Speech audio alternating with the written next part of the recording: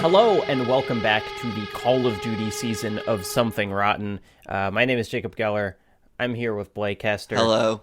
Blake, we got a bunch of questions. We got so many. To everyone who wrote in questions, comments, game and film recommendations, thank you so much. Probably worth saying we certainly cannot read all of them. Unfortunately, had to pass on all of them. But I personally have read every single one. All of them? I literally have. I did it this morning. I went through the entire inbox. And thank you very much. It took me quite a while to do it. I have a question for you. What's up? For the main feed, this is going to be releasing approximately 5 days after the release of Legend of Zelda Tears of the Kingdom. So do you think anyone will be listening to this podcast? Yeah. Okay, look. Okay.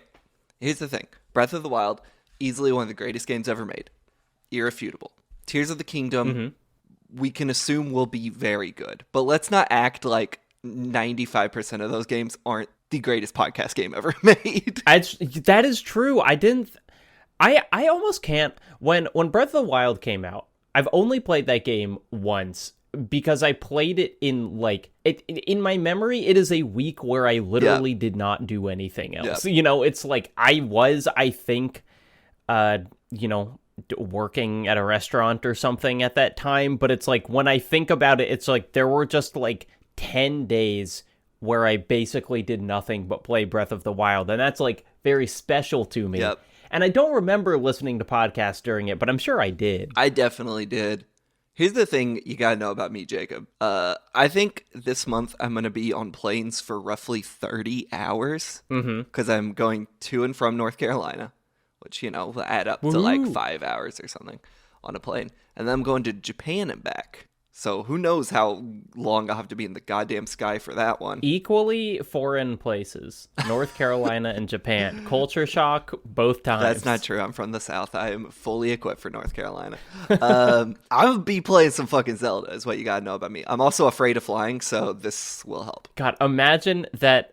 I'm just picturing, I know all sorts of people with all sorts of lives fly to and from Japan, but I'm picturing an airplane where just every seat in every row is a person with a Switch playing Tears of the Kingdom. I have to imagine I will not be the only one on any of those planes playing Tears of the Kingdom. Do you remember when the Switch came out and Breath of the Wild came out? I played Breath of the Wild on a Wii U because I did not get a Switch until much later. But Switches were so hard to get that at one point there was like a more than 100% attachment rate, that there had been like more copies of Breath of the Wild sold than there were Switch consoles sold. I remember, so this is maybe not a super compelling story, but for lack of a better one, I remember the day I got my Switch.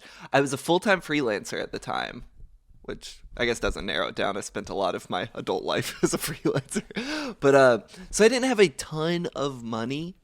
But I remember, like, the Switch was so hard to get, I would just randomly check my local GameStop, and the one time they had it, it was like, I cannot afford the $360 it's going to cost me, plus Zelda. But I do remember it was like one time in my life I dropped everything and just went and did an impulse purchase, and it felt so good coming home with it. I was like, who gives a fuck about my money? It's gone, and I have Zelda now.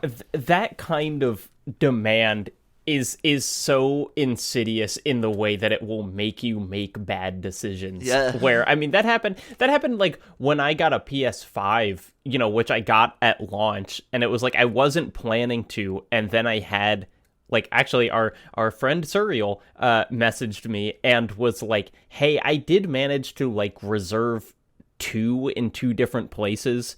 So do you want me to shift one? And I was like, well, they're so hard to get. I guess I just have to, even though, like, I did not need to spend $500 to play Demon Souls for the 7th time, But I did. The PS5 was the only time in my life, this is, like, the complete opposite of the Switch, where, like, it came out during COVID, and, like, as an immunocompromised person, I just, like, lived with my parents during COVID, and so I wasn't paying rent. God bless my parents on that one. As the first and only time in my life I had like more money than I knew what to do with, because I had a full-time job and like I don't have the best salary, but if you're not spending it, it just accrues. Right. And yeah, I remember that's how money works. I remember Jeff Cork similar thing. He had pre-ordered an extra one.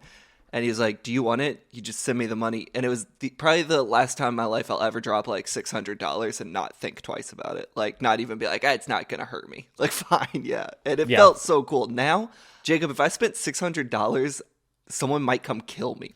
Yeah, they're going to come break your kneecaps. Yeah, Reagan would murder me. It was a good time. I missed that She drives era. a hard bargain. All right, read a question. Sure thing. So this one comes from Neuroflare, who says, Blake is right. Thank you, Neuroflare. This, of course, is in... Oh, you didn't write this one in the doc. You just want to gloat. This is, of course, in relation to mine and Jacob's discussion over the pronunciation of Rayman. I think that's the most feedback we've ever got on this podcast. Okay, so this comes from Seth. Hi, I just listened to your second episode discussing Call of Duty World at War, and I had some thoughts. You discussed why the Nazis were allowed a degree of humanization where the Japanese were not. And I think at least part of the answer lies in something you touched on earlier in the episode. The Russians are viewed/treated as a lesser evil to the Nazis. So while you're largely meant to view their actions as vindicated, they are also allowed to be shown committing war crimes because in Treyarch's eyes, they are still evil. The same can't be done for the Americans because they don't want you questioning the justness of the US military's actions, including dropping the A-bomb. It's essentially propaganda. Quote, when we do it, there's a good reason. When they do it, it's savagery. Anyway, I'm loving this series and the podcast as a new listener, and the line COD 4 should be subtitled Validating Bush is a banger. Thank you, Seth. I don't disagree with this. I do think, as we talked about a bit, like I do think there's a very weak statement in the A-bomb stuff at the very end of this game that I think tries to point a finger at America. I just think it's like the limpest finger possible. Yeah, I mean, what this has made me curious about is there are two recent Call of Duty World War II games that I have not played the campaigns of. Actually, does Vanguard even have a campaign? I've heard about the World War II one. I don't know anything about the Vanguard campaign. Vanguard has a good campaign. Fuck what you heard. But in both of those, you play Americans, right? Or at least for some of the time? Well, no. In Vanguard, you play as Americans, but also you might play as a Soviet? No, that can't be right. Isn't there's one that has like a French No, you do play as a Soviet. Right? Yeah, you play as a Soviet. It's like a multicultural little crew, but definitely some Americans, but it's not only American. Because I guess what I'm curious about is, we talk about and in a lot of ways, World at War's legacy is because it is so much more overtly war crimey than the other ones. But like, I would be curious in the modern CODs, comparing like what fighting the Germans looks like then versus what it looked like in World at War, especially when you're playing as Americans. Because like the one thing that fascinates me that I know about World War II is like there is a like walking through concentration camp part, which I've talked to someone I once a long time ago. I talked to like a rabbinic student who was writing about like Jews and video games and stuff, and he was like, I was surprised at kind of how well they did that part. Oh, interesting. Like, okay. In the PS4, not Vanguard, the other World War II one? The just Call of Duty World War II. But it's like, that is obviously the most war crimey sort of thing, but it's just kind of like, how does the perspective on Americans shift when they're the ones fighting the Nazis versus in this, the Russians? And obviously the original Call of Duties were just about Americans fighting Nazis. Yeah. And so it's an interesting conversation. I think Seth makes a really good point. I agree. Beep, beep, beep, beep, beep, beep. Jacob, I've got huge news for you, and I've just learned this right now. Some people grow hair on their legs and choose to shave it off. This is the first time I've ever encountered this information. I've got even more huge news. Hold on to your butt. Hinson Shaving, that company that sponsors this podcast, works just as well on legs and faces. And it doesn't say this in the script, but other places, fair game if you ask me. This is crazy to hear right now. It's wild because those normal cartridge and disposable razors marketed for people's legs cost even more than the face ones. Or you could just get a Hinson with a free pack of blades that does all of it. All you got to do is go to hinsonshaving.com and use the promo code RIDE. Can I tell you a weird story that just popped into my brain? You sure can. So my great uncles, like my grandma's brothers, I guess that doesn't make them great uncles. It doesn't matter. Basically, all her brothers fought in World War II. Mm-hmm. And I think my uncle George saw the most like combat or action, but he kind of famously in the family, I don't know which concentration camp it was, but shot the lock off at the end to like open it up. Oh, wow. And supposedly, I don't know how vigorously my family fact checked this. In one of the Ken Burns World War II documentaries, I think, is the footage of him actually doing it. Holy shit, that's really cool. Yeah. So, like, I've not gone through the process of fact checking it. It's a cool story for our family. I don't want to find out if we were wrong or something, but like, it is Hester lore about Uncle George. My much less fun family history story is at the U.S. Holocaust Museum. They have like a special place that's like a very well-maintained database that's like, hey, if you want to like search people, this is like the place to do it. And so I've seen, because it's like, hey, the Germans kept a really good documentation of all this shit. So I have seen like my great-grandparents' names written on the kind of like, wow, here's who, came into the camp or we killed today or whatever. Jesus. Which is, quite a thing. Yeah. Anyway, let's go to this next question from Jackson. Y'all talked about the racist way in which World at War depicts the Imperial Japanese Army, and I wanted to ask you if you think there is a way the vitriolic hatred the Americans had toward the IJA could be portrayed accurately without doing it in a racist way, especially since that hate is absolutely racially motivated. I remember learning in a modern history of Japan class I took about how in American propaganda during the war against fascist Italy and Nazi Germany was framed to be a fight against Hitler and Mussolini, but the fight in the Pacific was explicitly shown to be against all the Japanese, not just Emperor Hirohito or Tojo. To be clear, I don't mean from a retrospective bird's eye view, I mean from the perspective of American soldiers in the way the game does. Yeah. I wish we had like someone more maybe well versed in this.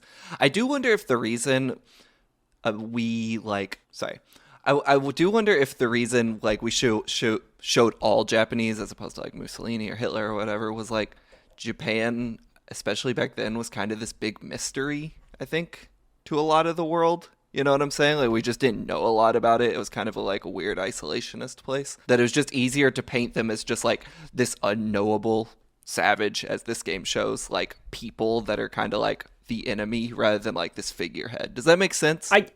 It does. I think the history of like anti-Asian in general American sentiment is pretty extreme. And so it's like, even if we didn't have a great idea of Japan, Americans knew their kind of racial caricatures of China. And I think that a lot of it was probably just playing on the same kind of like East, scary, foreign, bad. No, for sure. Tropes. I agree with that. I'm just saying, I wonder if people in like 1943 didn't know who Emperor Hirohito was. I think that is true, but I also think that there is probably a less, it's like people did have to be told who Mussolini was. Like, they could have also been told about the emperor, and I think, so yeah, it is, like, I think that kind of, it is a great example of like how racialization works into existing conflicts of like,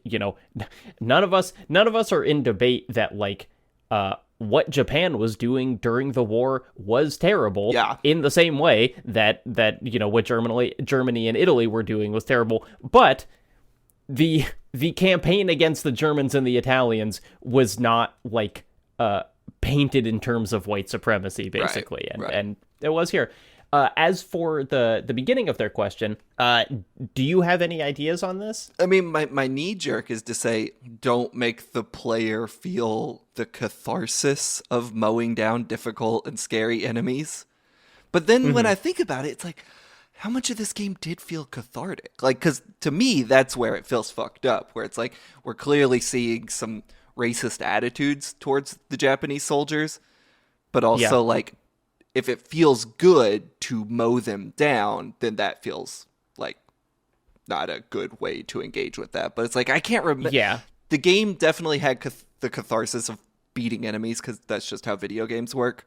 But it's like, I think if you find a way to further remove, like, gun feels good to shoot on click forehead, like, that may help give the player some distance from the, like, characters' opinions or thoughts or racism. Yeah, I mean, I think part of the problem is, like, you would kind of hear the American soldiers kind of talk about how like, oh my gosh, you don't understand how like savage this army is, and then you would see just exactly what they said come true.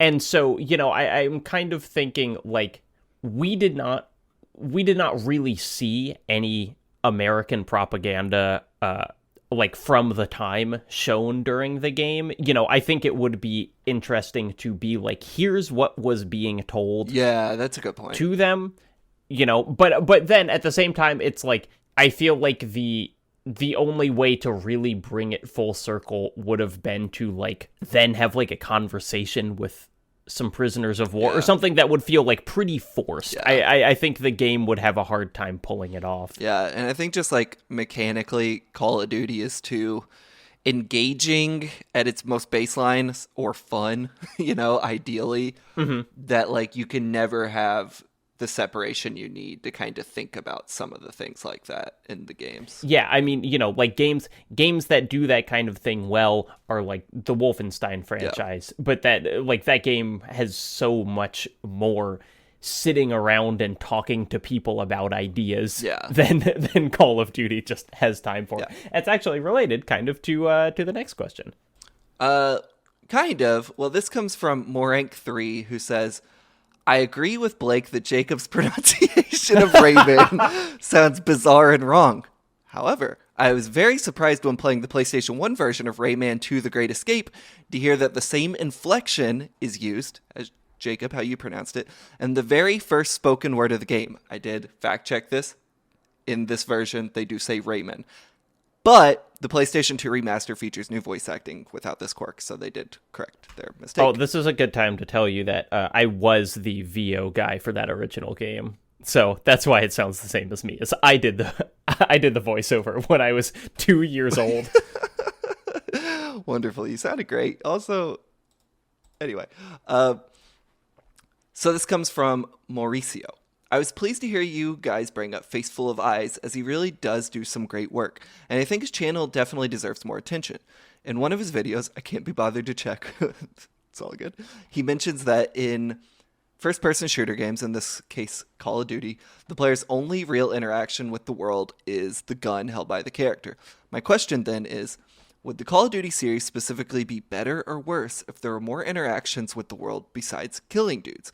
If yes, what would that look like? Or what would you want to see? If no, then is every COD ever just destined to be a glorified shooting gallery? What could be done to improve these games? I will say, you know, you're asking about Call of Duty specifically, but a good alternative here is the Wolfenstein games, right? Like, that do spend time not just running through levels, killing dudes. Like, it sounds like that's the kind of game you're describing. I don't think Call of Duty would ever do that because it has to fit into 3 hours, right? Well, I mean, but here's the thing. Like, essentially what they're asking about is press F to pay respects. You know, like that's what the question is, because it's like, what kind of interactions does Call of Duty have that are not pulling the trigger of a gun? And in kind of the more like futuristic ones, you have these kind of interesting contextual things of like, oh, you're gonna climb a wall using magnet gloves, or you're gonna like jet around in space or something. But generally, I think that boils down to like one button that will do a contextual action. And what's kind of tell me if I'm completely crazy here. I think that press F to pay respects is an inherently hilarious thing to say, but also it's like, it's not that radically different than video games. It's just not. As a whole. It's like there's all sorts of fucking, it's like the Darkness games were just like press F to sit on the couch with Jenny, and we liked that. Yeah, I think in general games should remove the just one button prompt to do something cinematically in character. You know, we see that in games so much, and sometimes it's done well. Like, cool QTEs are great, but like, what does pressing F in that moment really add? Obviously, it kind of backfired to some degree on him, but like, just to remove it, because it always feels so goofy to be like, press this one button to hug a character. You know, I think it sometimes undercuts what could be a good moment with just like this awkward feeling like, oh, let me interact with this thing, when it's like, you're not really fucking interacting. Yeah. I think the issue with Call of Duty leaning further in that is a problem of audience expectations. I don't think the audience necessarily wants stuff like that. I think too, and this is something I do appreciate about the Call of Duty series, is you'd be hard pressed to find many of those campaigns longer than 4 hours. You kind of just got to get to the point and keep the action going. That I think, like, if you're gonna make campaigns that concise and that compact, like, you kind of don't have time to have moments beyond the shooting. You know what I'm saying? Yeah. I think it's, it is. I guess one of the interesting things about the COD campaigns, and this is much more true in the modern ones than the World War II ones, is like, how have they tried to vary pulling a trigger? Because it's like, hey, the AC-130 level, for whatever our feelings are on that level, is like a very different style of gameplay than being like on the ground with the assault rifle. Yeah. And, your odd kind of sniper level, or like in Modern Warfare 2, there's a whole, like the new Modern Warfare 2, there's a whole like almost Hitman-esque stealth level. Yeah. Do you remember that one? Mm-hmm. Where you're like, you kind of don't have many guns, or you have to go to pickups and you have to like not get seen by people. And so it's kind of like, within this context of killing people, can they make it different? And something like Spec Ops The Line is still a game where you're pulling the trigger the whole time, but does do different things with it. And COD tries that. Like, it does try, but I think it's just kind of too limited by what its perspective has to be. Here's a bonus question from listener Blake Hester. Mm-hmm. Have you played Spec Ops The Line? Oh, yeah. Is it? Yeah, a couple times. I've never played it. Is it? Okay, this is a personality flaw where, like, I see the era it came out in and the gravitas in which it's talked about, and I'm like, come on, you're not going to BioShock Infinite me on this shit. Like, is it good? Is it interesting? Or did it just surprise critics of the time? It is, I mean, it is undeniably interesting. Sure. Like, it is still kind of like the low bar that games have. I still think it's one of the more interesting attempts at doing commentary on a first-person shooter. I do not think it is the quite the swelling anti-war narrative that it has been turned into. I think at least the game's developers say that it is more about war games than war in general. And there is a lot that is still just doing a first-person shooter. But, I mean, third person. We should cover that game. The things that it does where it's still like your only verb is to pull the trigger are like, it's still doing stuff. Okay. It is worth talking about for sure. We should definitely do it, because I wouldn't have to write a new theme song for that season. We could just use the Call of Duty one again. That's right. All right, next one. I think this is a comment. Okay. Yes. So this is from doesn't have a name, but they'll know who they are. I've had Call of Duty World at War untouched in my Steam library for a few years now. When I heard you guys were going to be covering it on the podcast, I figured now would be as good time as ever to give it a try.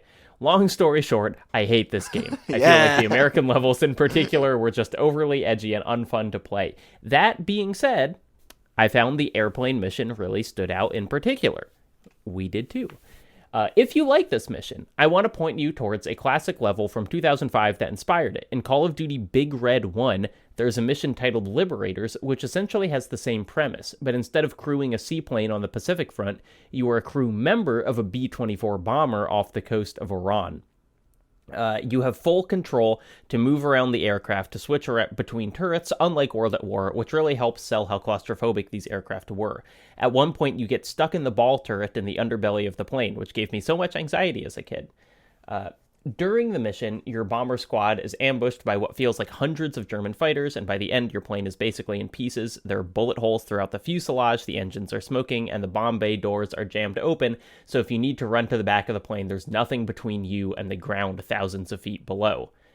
During World War II, these planes only had a 30% survival rate, and this mission does an excellent job at selling that, making you feel like a big cow in a field getting swarmed by horseflies. Yeah, we watched some footage of this before recording.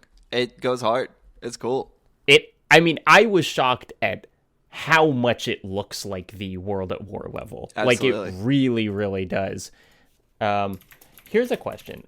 Was Big Red 1 one of the CODs that was...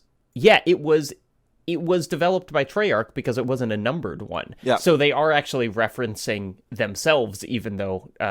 the first official Call of Duty that Treyarch made was 3. As we talked about when referencing one of the Faceful of Eyes videos, a trend of Call of Duty games is just to reference old Call of Duty games. I feel like this themselves. Has come up Yeah, several that's times. right. By the way, this email is from Mason. I forgot to put the name in.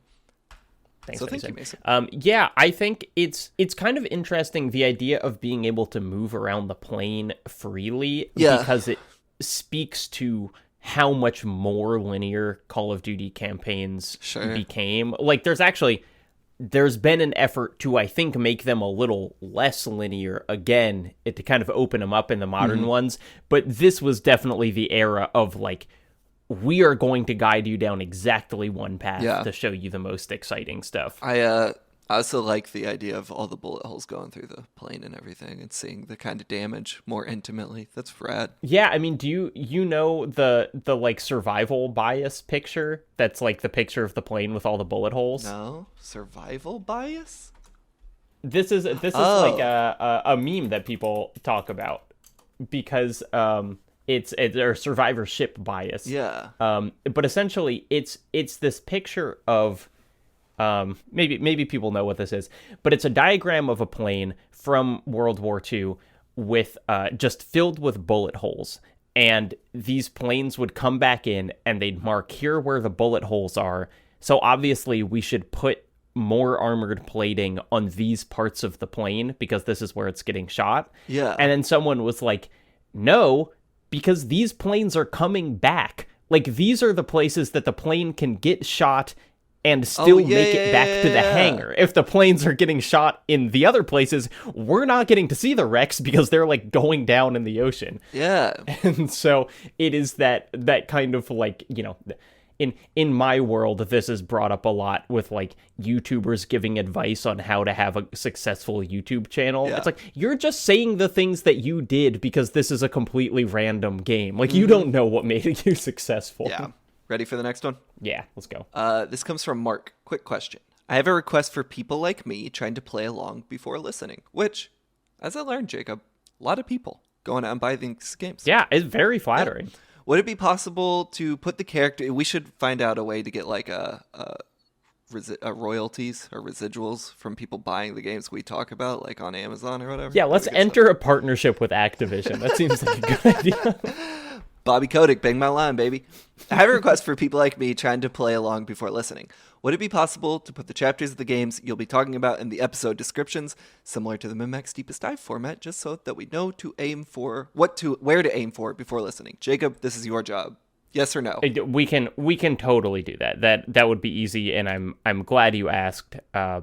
Sometimes we're figuring it's hard to say the chapters that we're going to be playing in advance because we don't know or are recording these episodes out of order, but I can totally put them in the episode description. And I appreciate you caring enough to want that. All right. Philip says, Drake says, one thing I found interesting was the note by Jacob about the Zulu movie and how the uncivilized enemies in media are typically numerous rather than cunning or deadly for any other reason. That said, in video games where the multitude is In video games, while the multitude is dehumanizing for sure, I struggle to find an alternative. Bullet sponges aren't fun and take away from the power fantasy of the player, which many people enjoy. Personally, I liked playing the Modern Warfare 2 remake on hardcore where every enemy could body me, but I doubt that would be appealing for everyone, especially for cases like you, Blake, where you kick it down to easy to push through the game quickly. So, if Call of Duty were to improve this one facet going forward, what do you think would help? Hey, one idea would to make it be like not in the multiplayer sense or like the gameplay loop, but like a game like Tarkov or PUBG, where there's very few enemies, but it's like one bullet, just that's it. Well, that's, I used to think about that as a kid of being like, what if there was a level with only one enemy? Or what, that like, how could you make that exciting? Which is kind of, if it's almost we talked about COD 4 being billed as a non-tactical, a modern shooter, where the previous games were like Ghost Recon and Rainbow Six and stuff. And it's like, if you play Rainbow Six, there do not need to be many enemies for them to put you down, because it is like, you get shot once, you're kind of disabled. If you get shot twice, you're done. That being said, that's a very specific rhythm of game that would probably not be fun for the kind of Call of Duty campaign. Yeah, I don't know. It feels like Call of Duty has always just been like, you're going to go kill 10,000 people per level. And it's like, that's all I've ever known. I do think that there are specific scenes you can point to in these games that are emphasizing the numbers more. It's like in World at War, you feel like you're getting overrun by like thousands of Japanese soldiers, more so than you feel that with Nazis. In Modern Warfare, when you're in the kind of like undisclosed Middle Eastern country, like there are some levels where it feels like enemies are pouring out of every doorway more than others. But I generally think, I honestly think that the World at War thing, where you give people like really involved kind of lingering death animations and whatever, does make people feel more individual and less of a faceless horde. Whereas in Modern Warfare, it feels like you just click on their heads and they disappear. You don't even see them die. Yeah. Your childhood wish, did you feel like that was fulfilled when you played the sniper boss fight in Metal Gear Solid 5? Yeah, I was. I mean, it's like Metal Gear Solid has a number of those, because there's also, do you know the thing about the, there's that famous boss fight in Metal Gear Solid 3 against the old guy, the end, and you can beat it by moving your console clock forward, and he'll like die of old age. The original idea for that, in some of that just like uncut Kojima bullshit, was he wanted it to last like a month. Like he wanted the fight to just go on forever, and the playtesters were just like, we hate this. But it was, it was this idea of like, there is that scene in Saving Private Ryan where there's the one sniper in the clock tower, and they're like trying to fight him, of like, how do you translate the threat of one person into a video game without kind of removing all agency from the player? I think that quiet fight in Metal Gear Solid 5 is pretty great. Especially learning the funny ways to beat it, like dropping, or you can like drop a thing on her head. I think like my answer to this question would be, and I bet if I got this game, I would hate it, but like something more akin to like the combat loops of like a Tarkov. Like, make me fear two dudes. Don't make me feel like Kid Rock, American Badass against 10,000. You know what I'm saying? Also, I'm wearing a Save a Private Ryan shirt right now. Coincidentally, you can't see it, but it is one. Let me see it. You know what film I'm wearing a shirt of right now? If we're doing our American military propaganda shirts, which Mission Impossible, Top Gun, baby. That's what I meant to say. I guess you can't see it too well, but Saving Private No, it's Ryan. It's got a Blake big and I poster both on it. walking billboards for imperialism. Well, this is a boot. That's not the case for Saving Private Ryan. I just want to be clear. This is actually a bootleg from my best friend's clothing line, from The Void, from thevoid.co. Go buy you some shit. He did a Saving Private Ryan drop. Anyway, total coincidence. Didn't mean to do that. Next question. Are we ready? Hiya, big fan. Just listened to the first episode of the COD season. Really enjoyed what you had to say about the game and the development and everything like that, but I cannot for the life of me imagine how anyone could pronounce Rayman the way that Jacob does. It's Rayman, not like Raymond minus the D. Blake is absolutely correct on this. Thank you so much, Maddie. Appreciate the email. Everybody hates Raymond. Do you feel like this comes from Philip? Do you feel like the meaning of the title Call of Duty changes between the original World War II games and the series post-modern warfare? In the context of the original World War II setting, the title Call of Duty reads as a noble sentiment as those games depict the men and women who fought the Nazis and the spread of fascism. What does the phrase Call of Duty mean to a game with a more cynical view of war and modern warfare especially? Is it satirical, earnest, tone-deaf? And is this something you think the developers considered? I think they probably considered the name in the earliest of the series history. I think brand recognition trumps anything at this point, but I do think it's an interesting thought experiment, but I don't think there's anything deeper beyond it. Like deep. Sorry. I love this question because I'm really fascinated by things where like the title of a media property can change the meaning of a word. So it's like when someone says Inception in like today's world, what they probably mean is like a thing that has a lot of layers, and not like the beginning of an idea. Or like when people say Matrix, you know, they're saying, they're not talking about like a series of cells. They're, you know, a fake world. And so it is so kind of weird to think about like Call of Duty as this. It's like, I haven't thought about the meaning of those three words combined in like years. Yeah. Because it's just like, Call of Duty, the series. I know it means war, rather than, you know, you are heeding the Call of Duty or something. Yeah.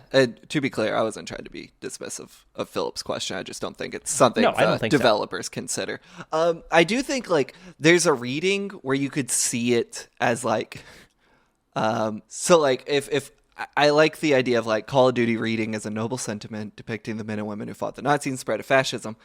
And now today it's like, you know, not everyone thinks this way, but I think a lot of people our age who grew up during the Iraq War just sees the wars we fought now as like Americans being more of the bad guy. Does that make sense? And it's like what is the duty being called? Because in World War II it was super clear, and now it's like, I don't know what our duty is supposed to be. Or the Call of Duty is just being called to serve in a evil machine, you know? It's like if you want to just like make it very cut and dry, it's like maybe at one point this was a noble thing and now you are implicit in just like this like global terror we're wreaking upon people. You know, it is like, is your duty to justice? Is it to kind of like protecting the world or whatever the kind of positioned idea of World War II is? Or is your duty just to do what your country asks of you?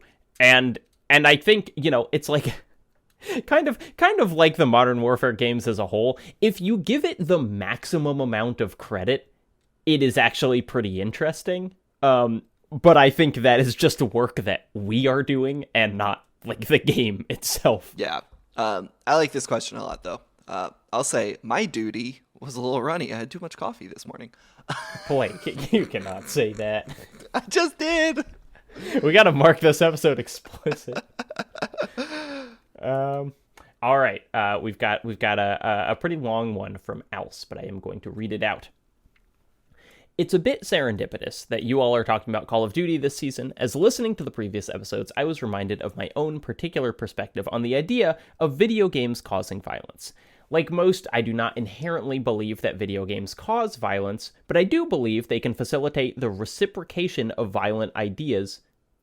Maybe Yeah, I'm not sure if reciprocation is, but yeah, the reciprocation of violent ideas and rationalized violence as a normal and necessary occurrence. I have friends that know multiple people who would play games like the Metal Gear series or Call of Duty and fetishize the military aspects of it, no matter what kind of work it was, and would go on to join ROTC or the military later in life, directly influenced by their idealism. It is not particularly the game's fault, but a combination of a society in which military service is put on a pedestal without the realities of it shown as wantonly as the spectacle which games provide. I'm a military kid myself, and one of the main talking points any servicemen would have with kids is, "So, do you play COD?" They'd play it themselves in their downtime and concede how ridiculous it was, but also that games and war movies colored how they imagined their service. Games don't so much create violence or violent acts in otherwise assuming people, but they have the capacity to hype up violence or institutions that create violence through the idea that conflict is the only true driving force in storytelling, and thus, violence becomes both a spectacle that lacks grounding and a shortcut that serves as an ideal way of solving various problems. Absolutely. I don't really have anything to add. I just think that's a very good email and observation we got. Yeah, it is. I mean, it is just that it is kind of like a recognition of what's going on. Yeah. That I find so interesting when, like, there are military things that are blatantly false or unrealistic, and yet the military will kind of recognize their usefulness. Yeah. You know, like we talk about Top Gun, which is a movie about a guy who disobeys every single order given to him. It's like, that's not what you're allowed to do. You can't act like Tom Cruise. You go to and prison. Like, yeah. But lots of people who watch Top Gun then joined the Air Force, which is also funny because it's about the Navy, but they joined the Air Force because, I didn't know that. It seemed cool. I've never seen Top Gun. That's so fucking funny. Yeah, they're in the Navy. Jacob, there's something I noticed about you. Oh, yeah? You're a very hairy guy. Probably shave pretty frequently, and yet you're not bankrupting yourself on disposable razor cartridges. What gives? Blake, you are so right. If I shaved with one of those new multi-blade things, or even worse, had one of those subscription services, I'd take probably most of my income keeping my beard in check. But, in fact, I shave with a sponsor of this episode, Henson Razors, and they are genuinely very cool. See, Henson sells a classic safety razor that uses standard blades. Standard razor blades, unlike cartridges, are super cheap and not tied to any proprietary system. Even better, though, is that Henson's razor is designed to be super usable for anyone, no experience required. I had no cuts and smooth cheeks the very first time I shaved with it. It's a classic kind of razor, but engineered with super modern tech. It's the pinnacle of razor evolution, Blake. HensonShaving.com, promo code ROTTEN. Can I tell you something about me, Jacob? I have not used a razor since I was a teenager. Is that true? I use an electric razor. I'm just really good at using those. Yeah, that's all I use. Blake, here's the thing. I actually use this all of the time. This is a sponsor that I truly believe in. My beard, it looks full, but it just grows this fast. The thing is, you can get a razor and a free pack of 100 blades, which would last, like, years. You can do that all by going to HensonShaving.com and using the promo code ROTTEN. Blake, can I tell you something in confidence? I mean, yeah, we're recording, but go for it. So I'm pretty sure I'm gonna live forever. I'm gonna be the first immortal man. Here we go. I am big into long-term planning. Let me give you an example. Lifetime membership, that might last most people 30 years. 50 years. It's going to last me the next 10,000. That's not exactly immortality, but nevertheless, I think I'm with you on this one. The two hosts of the hit gaming podcast, Something Rotten, we're going to live forever. Us and that dude who drinks his son's blood. and here's the thing. For this month, just September 2023, you can actually buy a lifetime membership to Nebula by going to nebula.tv/somethingrotten. Lifetime. That's forever. I feel like we haven't reminded people what a good deal Nebula is recently. It means you get every episode we release early, meaning you can listen to next week's show right now. It also means you can listen to Nebula exclusive bonus episodes of the pod, where we keep some of our best guests under lock and key, such as, but not limited to, Gareth Damian Martin and Noah Caldwell Gervais. And it means you don't have to hear ads like this one. The listeners love our ads, though, Blake. They love hearing us be goofy. Nah, I don't know about that. When they join Nebula, they'll also get access to all my exclusive videos I've made for my YouTube channel, and, most importantly, they'll be supporting the show. Something Rotten has the space to get better and more ambitious because of people signing up for Nebula using our code, nebula.tv/somethingrotten. Okay, but getting back to this immortality thing, what's your strategy? I don't have a strategy per se. I'm just kind of hoping God will award it to me based on how many times I've beat Resident Evil 4. Is that what Judaism is? Yeah, we talked about this before. Like, you have a thing you said. I think it was in the Manhunt episodes where it's like, I don't think video games cause violence, but I don't think that should end the conversation or something. Like, you said something along those lines, and I think Alce here is getting at a similar point where, like, if you play a violent video game, you're not going to go shoot up people.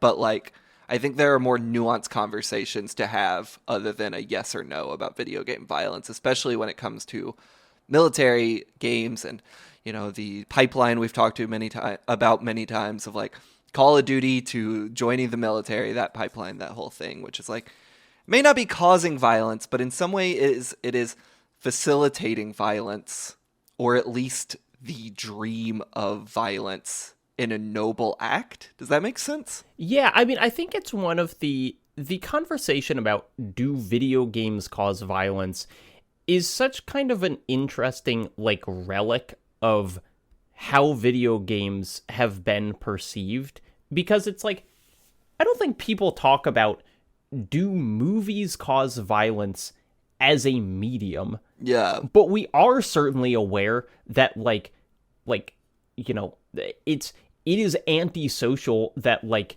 Birth of a Nation shows the Klan as, like, rescuing heroes, or, like, any Nazi propaganda shows Nazis being really cool and good. You know, so it's like, we recognize that these medias can cause harm, not because, like, their format inherently causes you to do something, but because, like, stories have propagandistic power. You know, it's like, it's not the fact that you have your hands on a controller that's making this, you know, kind of lead you towards having certain ideals.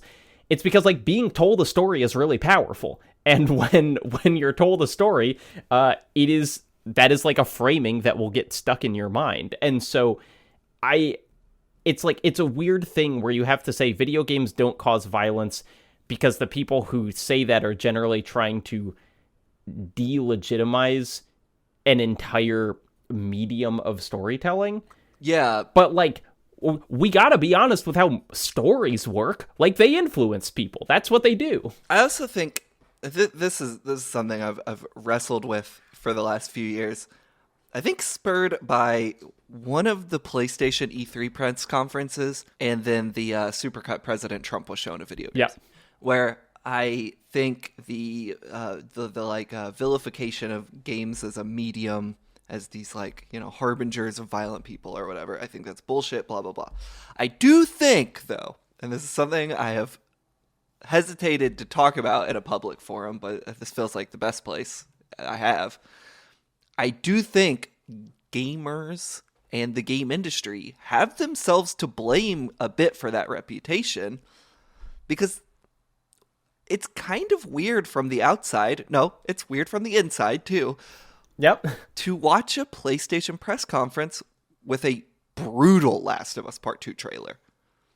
And to be like cheering. 3 million people are watching this streamed, and Joel is, like, stomping someone's head inside out. And hearing, I can't remember what, it was the gameplay trailer at E3 for Last of Us Part 2, and they were piping in on the stream the cheers of the crowd for the most violent kills, and I'm sorry, we have ourselves to blame for part of this.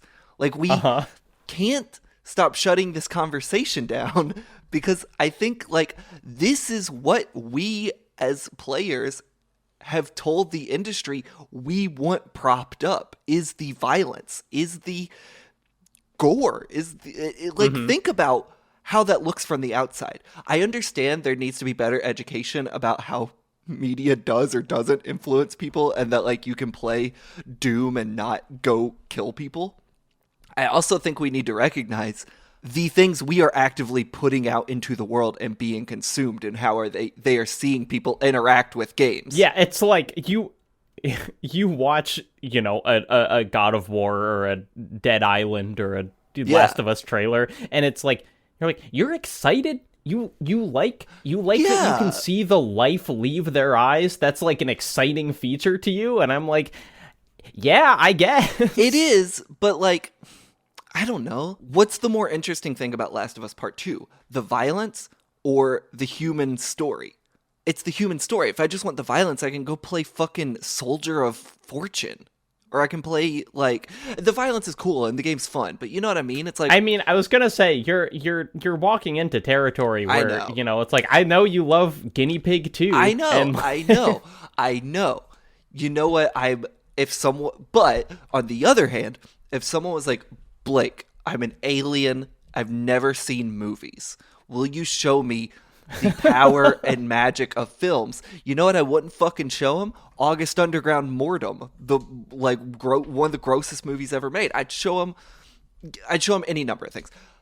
Yeah, when or it's like when movie trailers, when like Disney is like, here are all our movies coming out, they don't show someone being like curb stomped in the trailer. And so I think if like my grandma was like, hey Blake, show me why video games are cool and important, I probably wouldn't show her Journey because I'm over that conversation. I don't know. Maybe I'd show her like The Unfinished Swan or some shit, or some micro indie I find that just be like, here's this weird shit. It might not even be that good, but here's like a weird micro indie thing. And then maybe I show her a AAA thing like the NBA 2K to just be like, and this is the higher end of what this looks like. And yet in our industry, what do we show? It is the violence. And imagine how that looks. And maybe reflect on why you love it so much. You know what I'm saying? It's a good point. Just something I think about a lot. That said, love violent video games. Shouts out to Violence, friend of the show. Shout out to Violence. Okay.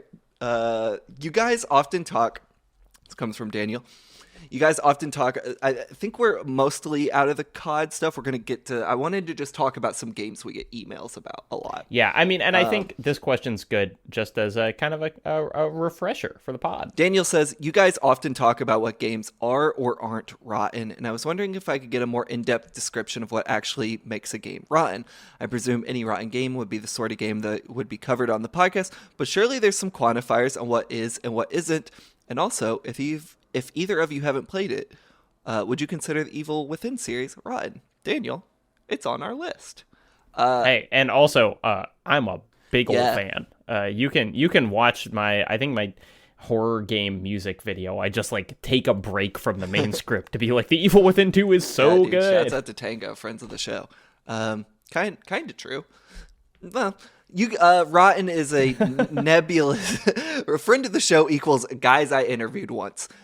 3 times. It's a nebulous definition. I mean, there are definitely rotten games that we've decided to not cover because there doesn't seem like a point, like Postal and Hatred. Yeah, well, so let's talk about, I mean, so the phrase something rotten comes, for us, not from Shakespeare, but from a line in Max Payne 3. Yeah. And Max Payne 3 is this kind of like prototypical, that is like the core of like, hey, do you want to talk about a rotten game? It's Max Payne 3, because it is like in many ways an incredibly nihilistic game. It is mean, it is nasty, it is like about its meanness and nastiness. Like if you were going to identify a theme of Max Payne 3, it would be its nihilism and its nastiness.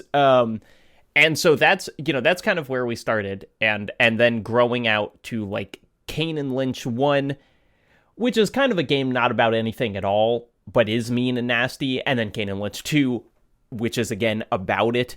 I think we have continued to expand our definition basically because there are not a lot of games like Max Payne 3 or Kane and Lynch 2, but the themes of like nihilism and cruelty and kind of like just thoughts about violence are definitely common in all of these games. Yeah, and just like done with some hopeful, whether it lands or not, but like an attempt at doing something more meaningful with that nihilism or violence is kind of also a crucial point. Like, again, that's why we're not covering hatred, right? Like, there's nothing really deeper to say about hatred.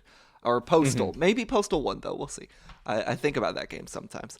But, like, that's but then next season, I think we're taking, like, our biggest departure yet. So it's, like, it's slowly expanding to find other avenues of rotten, I think, without spoiling one of the games for next season. But that doesn't strike me as a particularly nihilistic game, you know? Oh, no, not at all. Yeah, so it is like, you know, I think the core is that they're always going to be somehow about violence, you know, just in its many forms. I think, you know, so it's like in that I don't think The Evil Within is a like nihilistic series, but its depiction of violence just in like the combat, I think, is really interesting, and the way that it like plays with horror tropes and whatever. Like there is a rotten reading of The Evil Within, and so that is totally why it's on our list, as well as me really liking those games. Circling back, you ever play The Unfinished Song? Oh yeah, great game, man. Great game. Good game. What are they? That's the Edith Finch studio, right? Mm-hmm. Yeah. I think. What are they working on? Oh, Giant Sparrow? I don't know. I think they've just been working on porting What Remains of Edith Finch to every console. Every console known to man. Yeah, no, nothing announced. They say a new game is in development focusing on the enchanting beauty of animal locomotion. Hell yeah, all right. It's kind of like that sounds like everything. Or that like you know? Ubisoft bird game. Remember that thing? Plays a big bird flying around. I think it was an Ubisoft game.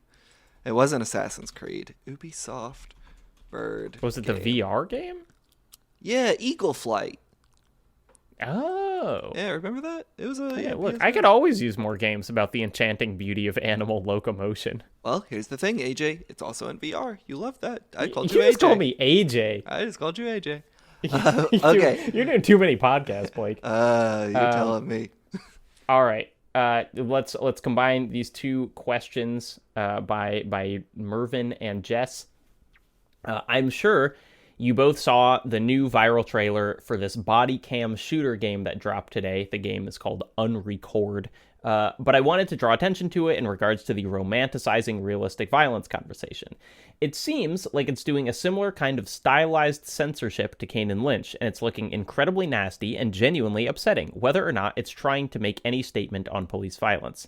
Maybe something to keep an eye on for a bonus episode or just for a conversation about how game devs are treating realistic violence. And then Jess says, the most disturbing thing is that everyone is losing it over the graphics. To be fair, lots of people thought it was fake because it looked so real, but nobody is talking about the unsettling political nature of the game. The insane graphics actually amplify this issue, as they make it look nearly indistinguishable from real body cam footage of cops shooting people or live leak.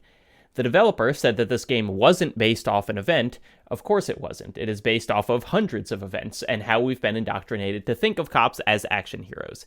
This reminds me of the guy who worked on Modern Warfare and claimed it was apolitical because it wasn't about a specific historical conflict. Game Informer video right there. That's right. Anyhow, very much seems like a rotten game, even isn't out yet, although it will probably go against the Something Rotten tradition of having a level where you kill tons of cops. Yeah, we got, I think, a few more questions and comments about this one on Twitter. People, I mean, believe me, when this trailer dropped, Blake and I were messaging each other within like seconds, being like, look at this thing. Divorcing it from, what we're about to talk about, its themes, I do really love the art style of this game. It's so not shocking. It's just like it just has its own thing it's doing that's interesting. What's interesting is, like, it is, there are so many ways a video game can have art style, and usually what we see that in is just how the environment is drawn. Yeah. And this, like Kane and Lynch 2, is like the art style comes from the camera, which is really neat and unusual. And so I think that is partially why it captured so many people's imaginations, is it looks different than other games. And, like, we'll see if we cover it. I have my doubts that this game will be any good, or maybe even come out. You know how these things tend to go when you see a crazy trailer like this. But like, I think my biggest hesitation, and you probably could have seen this a mile away, is the developer saying the same fucking thing all these developers say, where it's like, you know, do it. What am I trying to say? Is it worth it to take them at their word that like this game's saying nothing interesting? Well, in that case, okay, I don't know if I'm really.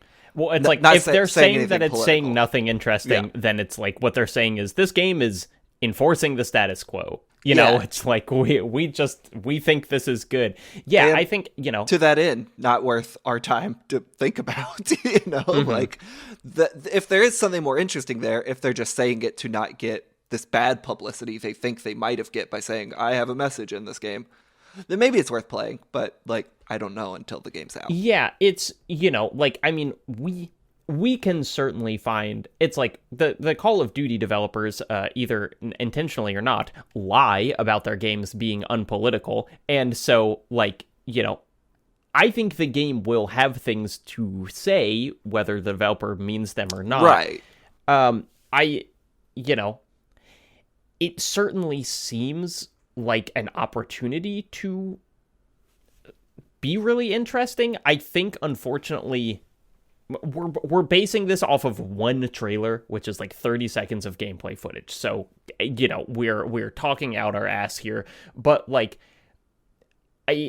my guess is that what people are going to come out of that thinking is like, oh my gosh, the job of being a cop is so hard and scary, which I am not saying that cops do not run into situations that are hard and scary, but I don't think it's a particularly productive viewpoint politically. It's like, hey, you know what's also scary? Being stopped on the side of the road for no good reason and getting shot. You know, it's like, it's harder and scarier when you are not the person who's legally allowed to kill people. So we'll see. Rest assured, we're both really interested in like what's going to happen with that game. And I think it's, you know, it's wild just how much traction it got based on its aesthetics. Yeah. But who knows? All right. This is from John.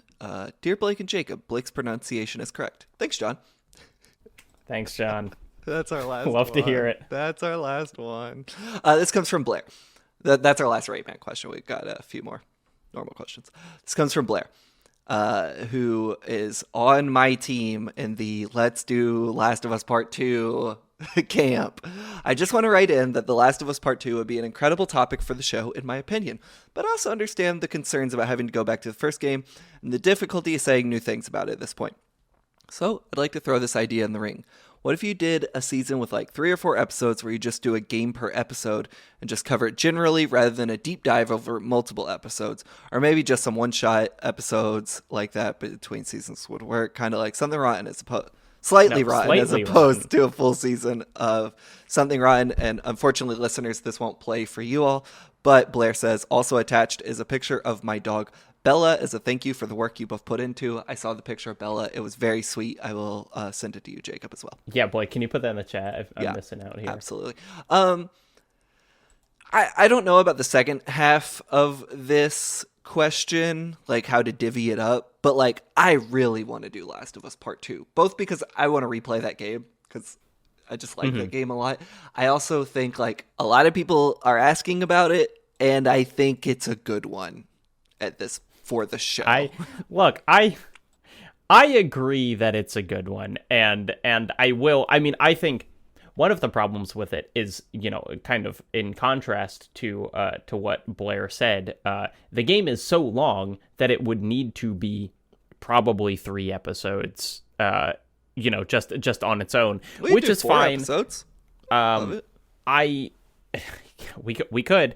I am going to be soon moving in with my partner who watched The Last of Us TV show with me and then is really interested in what happens in Last of Us 2. And so when we're living together, I think I will be more interested in like playing through that game because then she'll get to watch it as well. Oh, that is a good dog. Thank you, Blair.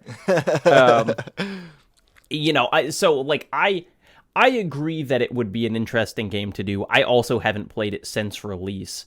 And I don't think we need to do Last of Us 1. It's just a big undertaking. You know, I would want to do it right. Hey. But it's, look, as we say with everything, it's on the list, and I think Blake has like bolded and underlined it. And here's the way to get us to do it way quicker. Go to nebula.tv/somethingrottenpodcast and send us money. The more money we get, the longer games we can consider playing around our other jobs. That is true. Yeah, I also I don't know, I haven't revisited the discourse or seen a ton of writing that maybe has come out in the ensuing years, but I do remember really hating a lot of the critical conversation around the violence in The Last of Us Part 2 and thinking it was very dismissive of some more interesting ideas. I didn't agree with the idea that the game was solely, and sorry, no shade to anyone that wrote this, you're entitled to think what you think, but I didn't agree that the game was just saying violence bad, player bad for do violence. Like, I thought that was very reductive of what the game was doing. Yeah, I mean, and it is that weird thing where I think the marketing and what you were talking about earlier with like how the game was presented pre-release is partially to blame about that, because they kept talking about like, oh my gosh, every enemy is named, and when they're dying, they'll yell out their friend's name, and like, you know, when you kill the dog, they're going to go to the dog, and here's what our like gore system does. And so like without the context of the story, it just felt like it was a game about horribly killing people. And even, you know, even after playing it, I think it's hard to shake that sort of concept of what the game is. And so now, many years later, I think we may be able to approach it without kind of that like prevailing idea of what the game was telling us it was. Yeah. Kenneth Shepard, who works over at Kotaku, co-host of Normandy FM, Last of Us fan #1, he has said and written a lot about the dissonance between Naughty Dog's marketing of the Last of Us series and the actual games themselves. I recommend... Oh, that's fascinating. I recommend seeking that out, because Ken, friend of the show, one of best friends of me, can't recommend his work enough. Also, cover The Last of Us Part 2. I can talk about one of the best movies of all time, Jacob. Lady Vengeance. Hell yeah. Anyway, last question. Let's do it. All right. It has been said on the podcast that eventually the definition of rotten games will need to expand so that the series can continue after you run out of nihilistic first-person shooters. Hey, stay tuned for our next season. Would you consider... I think first-person shooters are the minority. No, I know. It just feels like... it feels like they're the majority. Yeah. Would you consider the first Watch Dogs a rotten game? I've spent more time than I care to admit thinking about that game and its story, and I'm curious as to your thoughts. From Phoenix Coffee. This is a great timed question, because for truly no reason in particular other than I just wanted a video to watch, I just watched Noah Gervais' retrospective on the whole Watch Dogs series, in which he spends a long time talking about how kind of like shitty and mean the politics of the original Watch Dogs is. Yeah. You know, and it totally falls into the not intentionally a rotten game, but I think if you're talking about the politics, they're there. I think the problem is probably that because it's an open world Ubisoft game, there's just so much like bullshit between the interesting parts that it might be hard to actually do as like a series. Yeah, there's a lot of games that would be great for Something Rotten that are immediately hindered by them being open world games. Like, we should have played Mafia 3 like season 2, but you know, it is what it is. Yeah. Hey, and maybe we still will, because I think Mafia 3 is denser with its like critique. Yeah. Whereas Watch Dogs is like, hey, now you're in a spooky Halloween world. Shoot this laser gun at things. And it's like, what the fuck is this? Well, that's not really the first one, is it? Oh, no, it is. But it's all the like DLC. Because they added, like, if you buy it now, there's like the Ultimate Edition, and the Ultimate Edition is just like, there are zombies. I'm a Watch Dogs defender, I think, in the long run. But I have not revisited the first game, and I am curious about it. My friend Tails, who mods the Jacob Discord server, is a huge Watch Dogs 2 Defender. Yeah. And I think specifically talks about how good the multiplayer was in that. And then, of course, we know Leo Vader had big dreams for Watch Dogs Legion. Is that the third one? Yeah. Of being kind of an immersive sim. And I think was maybe a little underwhelmed, but was still excited about it. I remember we did a Game Query episode about Watch Dogs Legion, and our takeaway was this feels like the prototype for one of the coolest games ever made. So who knows? If they keep going down that path with Watch Dogs 4, that could be a really great game, which has nothing to do with something they're on. But I don't know. Maybe we'll do Watch Dogs. I'll put it on the list just to have it there for safekeeping. Consider it done. I'll do it on mic. Now that you know it happened, you can hear it. I won't even cut out the typing like I usually do, Jacob. Watch. You should add like typewriter sounds. Add like a ding. Ding. There you go. Oh, and Reagan has joined. That's all our questions for today. Thank you all so much for writing in. We didn't even have to like tweet to get like more questions. And I like the emails because they're generally longer and more thoughtful than like whatever people are yelling at me to do in tweets. Yeah. If you want to hear what we're doing next season, we're not going to tell you here. Sorry about your fucking luck. But go to nebula.tv/somethingrottenpodcast. Give us a little money, baby. Yeah. Our bonus episode also, like, bonus episode for this season is good. Yeah. I think. And at the very end, we say what our next season is. And folks, it's going to be a good one. I know it because we're halfway done recording it already. So I know it's good. Yeah. But also this one was a good one. Absolutely. Call of Duty. We'll revisit it, I'm sure. The Black Ops, you think? I'll play the fucking Ghosts, the one that everyone hates. Oh, I wonder. I feel like someone DM'd me about Ghosts not too long ago, but I can't remember what they said. And I can never keep track. It's like, is Black Ops 3 the weird one that people don't like? And then there's like Infinite Warfare that I think does have a good campaign.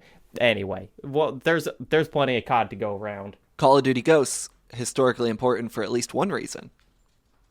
The last game that Neversoft ever worked on. Before being shut down and kind of dissolved into a few other studios, such as Rest Infinity in power, Ward. Neversoft. Yeah, there was a weird thing. So I used to report on Neversoft a lot, not when they were an active company, but doing like retrospective pieces. And for a while, I guess it was Infinity Ward, they would call the Zombies team a mini Neversoft because so many of them ended up there, which I thought was pretty fun. I'm sure that's not entirely the case anymore, but nevertheless. It is.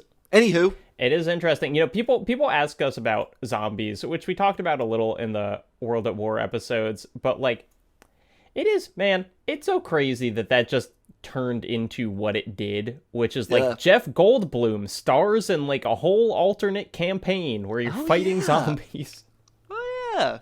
Shouts out to Jeff Goldblum, friend of the show. I think it's just like, damn, they had too much money.